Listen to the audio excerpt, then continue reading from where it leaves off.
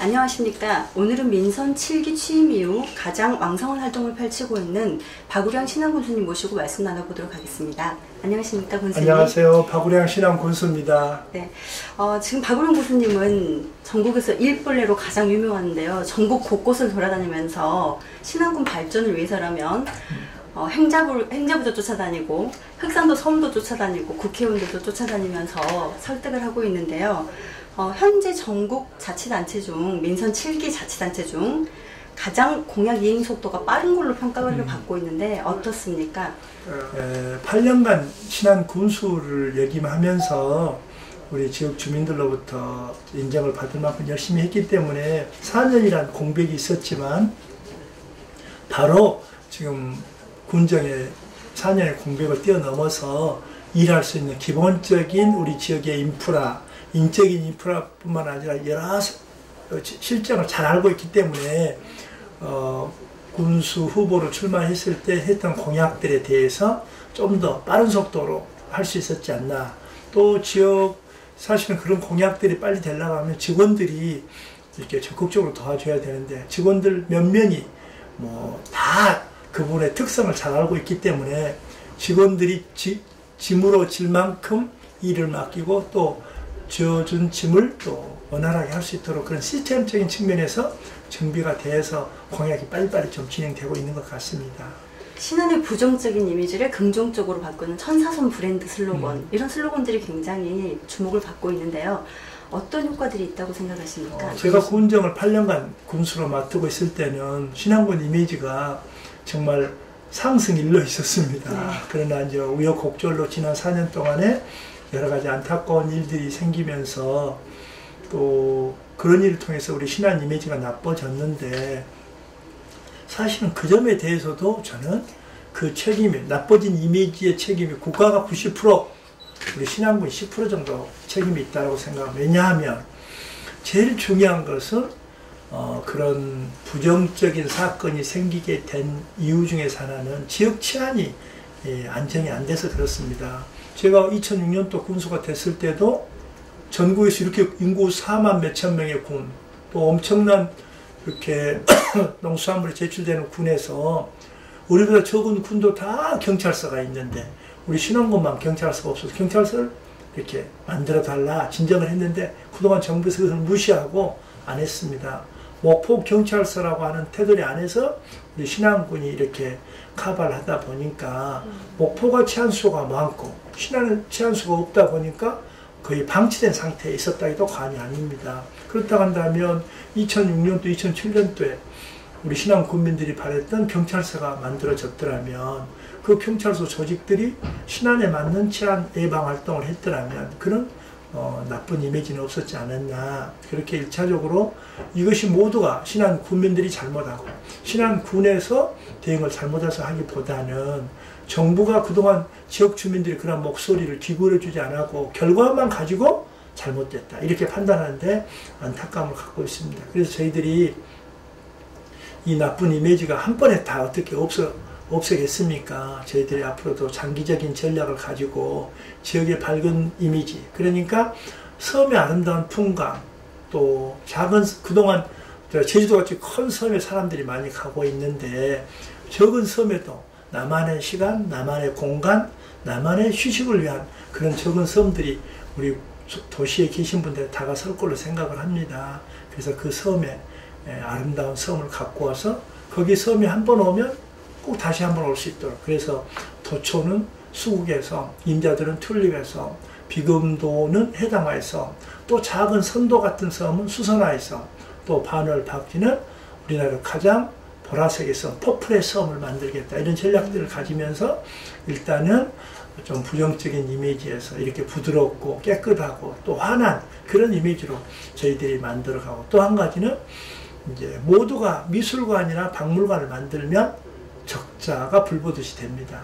그러나 우리 신안군의 섬으로 만들어져 있어서 도시로 나오지 않으면 문화와 예술을 접할 수 있는 기회가 없는데 우리 신안 지역 출신 사람들로서도 한국을 대표하는 문화예술가들이 많기 때문에 그런 우리 면 단위별로 큰 섬별로 어떻게든지 미술관 하나 또는 사진관 하나를 두어서 모든 섬별로 사진관 미술관이 돼. 지금도 우리나라에서 가장 먼 흑산도에 사립미술관을 지을 수 있도록 해서 군에서 건축비의 50%, 또 운영비의 50%를 지원해서 사립미술관이 하나 생겼고, 앞에도에 저녁노을 미술관, 또 임자도에 조일용 기념관, 안자도에 우리 수화 김한기 선생의 미술관을 만들고, 또 이번에 발표된 것처럼 신의도에도 홍성담 화가를 한 그 홍성담 미술관을 만들도록 지금 기본 입장은 정해되기 때문에, 이렇게 섬별로 또 그런 문화예술을 만드는 부분도 신안군이 갖고 있던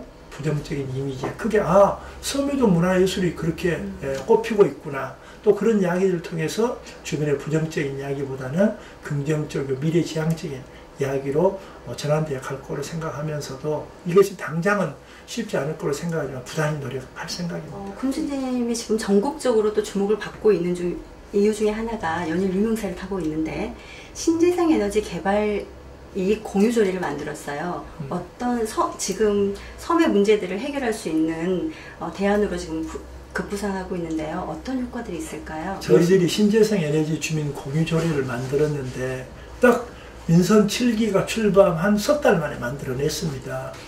문재인 정부가 출범하면서 또 세계적인 추세가 신재생 에너지에 대한 일정한 비율을 에너지 부분에서 참여하도록 기후협상 협약에서 강제를 하고 있기 때문에, 앞으로 문재인 정부가 거기에 포커스를 맞춰서 또 노력을 하고 있는 걸로 생각을 하고 있습니다. 그러나 그것이 특정 대기업이 그 신재생 에너지를 가지고 다 가져가는 구조다 보니까 지역 주민들이 반대하고 있습니다. 그러면 정부가 추진하고자 하는 신재생 에너지와 지역 주민들이 반대하는 가운데서 접점을 찾고자 노력한 것이 지금 신재생 에너지 공유 주역 주민 공유조례인데, 그 공유조례의 내용은 바로 이런 것입니다.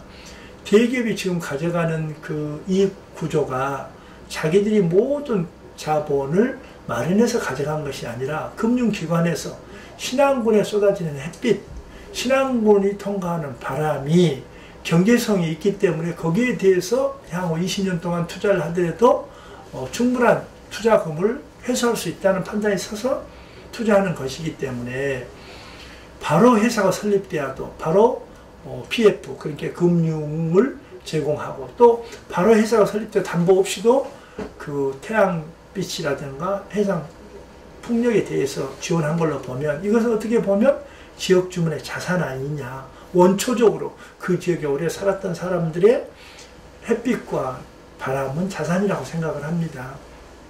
또 우리 신안군이 서울시에 22번에 되는 공간을 갖고 있습니다. 전라도 육지 면적하고 동일합니다. 거기에 태양광과 해상 풍력을 하면 수도권 2천만 인구의 모든 에너지를, 전기를 조달할 수 있는 그런 규모가 나온다고 그렇게 이야기하고 있습니다. 이 엄청난 에너지를 개발하면서 지역 주민들은 소외되고 대기업만 다 가져가 한다면 누가 찬성을 하고, 정부가 추진하는 신재생 에너지에 누가 함께 동참하겠습니까? 그래서 저희 군에서 그러한 현실적인 문제를 감안해서 정부의 정책, 주민들의 반대를 최소화시켜서 회사 설립 과정에서 필요한 자본을 조달해야 되는데, 그 자본의 30%를 우리 국민들이 참여하도록 해주고, 또 그 이익금의 30%를 우리 지역 주민들한테 배당해주면 우리 지역 주민들이 평생 연금으로 그것을 쓸 수 있지 않겠느냐. 많게는 1인당 2, 30만 원에서부터 많게는 4, 50만 원까지도 받을 수 있는 여건이 되기 때문에, 그래서 저도 그것도 사람당 나눴습니다. 그러니까 가구당 나눈 것이 아니고 식구가 많은 집은 많이 받을 수 있는 구조, 적으면 적은 구조. 다만 이제 그렇게 지금 구조를 만들다 보니까 은행 금리가 지금 2% 수준입니다. 근데 이 태양광 신재생 에너지 수익률은 12%입니다.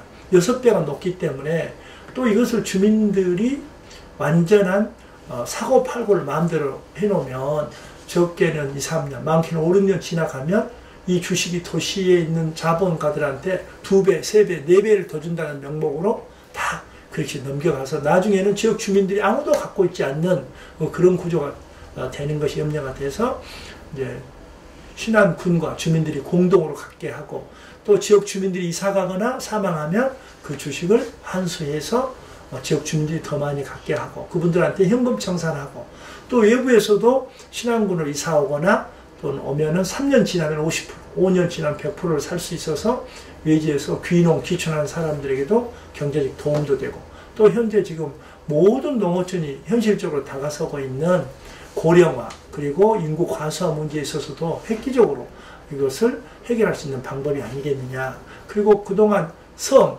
바닷물 그리고 바람이 우리 모두의 섬 개발이나 섬에 오고 가는 분들에게 부정적인 그리고 저해적인 그런 요인이었다 한다면 21세기 신재생 에너지 시대에 있어서는 그런 바람과 햇빛과 바닷물이 새로운 지역 주민의 자산으로, 지역 주민의 소득으로, 지역 주민의 희망으로 다가서는 게 있어서 저희가 보기에는 이 신재생 에너지가 신안군에 전국 최초로 만들었습니다마는 문재인 정부가 추구하고자 하는 신재생 에너지의 모델 케이스로 또 이런 것들을 가지고 다른 자치단체들이 좀 더 나은 방향으로 진행할 수 있는 아마 근거 기준 또 그런 것이 되지 않을까 그렇게 생각을 합니다. 신안 국민 여러분, 그동안 신안군 그러면 떠나고 싶은 곳 그리고 어딘가 모르게 경제성도 없고 그리고 소득도 안 되는 곳으로 지금까지 생각해 왔습니다. 저는 우리 국민 여러분께 제일 먼저 주문하고 싶은 것이 자긍심이라고 생각합니다. 그 자긍심을 통해서 우리가 서울시의 22배나 되는 이 공간이 우리에게 엄청난 소득을 가져오리라고 생각을 합니다. 앞으로 바다가 우리의 희망이 됩니다. 김값이 옛날에 비해서 얼마나 올랐습니까?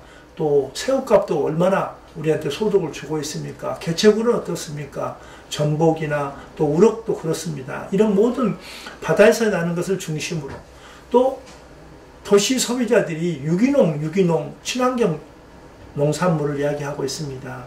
신안군이 육지로부터 대도시로부터 멀리 떨어져 있기 때문에 한국 최고의 친환경 또 농산물을 생산하는 공간이고 또 유기농의 최적지라고 저는 생각하고 있습니다. 그래서 이런 모든 것들을 우리가 지혜를 모아서 새로운 방안을 만들어내면 또 우리 지역 주민들이 알다시피 겨울에도 노지에서 시금치, 마늘, 대파 이렇게 키울 수 있지 않습니까? 전국 어디도 겨울에 이렇게 노지에서 농사 지을 공간이 없습니다.